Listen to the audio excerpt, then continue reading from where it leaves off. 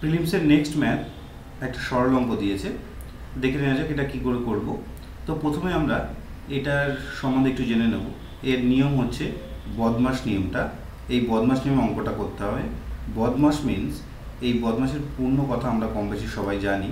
B for যেরকম bracket, O for of, D for division, তারপরে M for multiplication, A for addition, S for subtraction.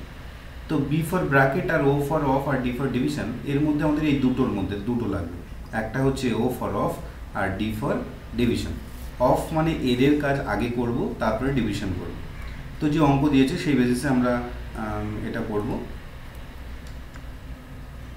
তো সরলটাকে পাতানোই আছে, এই সোজাসুজি করে দিই। তো দেখো 1/2 ডিভাইডের কাজ আগে করবো না, আগে আমরা এর কাজ করব। এর কাজের সঙ্গে গুণ 1/4। এখানেও 1/2 প্লাস দেওয়া আছে। এখানে করব কি, এরও এর আছে, তাহলে 1/4 করে নেব। এটা যেহেতু ডিভাইড আছে উপরে, তাহলে আমি কি করে নেব, উপরে আগে এটাকে মাল্টিপ্লাই করে নেব। ডিভাইড করলে মাল্টিপ্লাই করলে এটা রেসিপ্রোকাল হয়ে যায়, পরের সংখ্যাটার রেসিপ্রোকাল হয়ে যায়। রেসিপ্রোকাল মিনস অনন্য, এর উল্টো হয়ে যাবে, 4/8। ভালো। আর এই যে দুটো যোগ ছিল, এখানে 4 লসাগু হবে।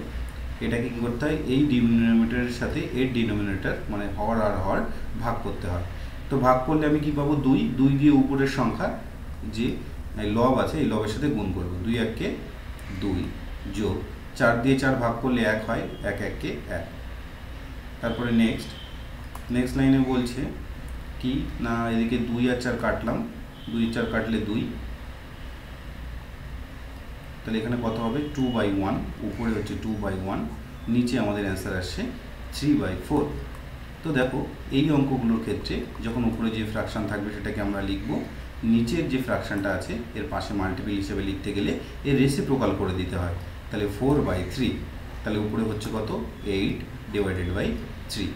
তাহলে এটাকে আমরা ডিভাইড করব, ডিভাইড করলে হবে 2/3। এটা হচ্ছে অ্যান্সার।